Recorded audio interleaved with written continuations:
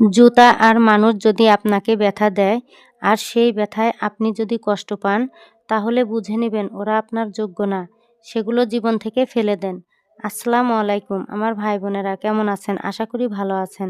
ভাই বোনেরা, আজকে আমি উত্তরবঙ্গের একটি জনপ্রিয় পিঠা বানাবো। সম্পূর্ণ ভিডিওটি দেখতে সঙ্গে থাকুন। প্রথমে চালের আটার মধ্যে আদা, রসুন, জিরা বাটা, লবণ, হলুদ, সামান্য মরিচ গুঁড়া দিয়ে খুমির করে নিব। তারপর ভালোভাবে হাত দিয়ে মেখে ডো তৈরি করব।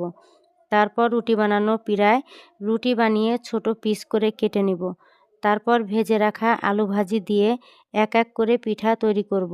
পিঠা বানানো হয়ে গেলে গরম তেলে পিঠাগুলো ভেজে নিব। দেখুন তৈরি আমার সমুচা পিঠা।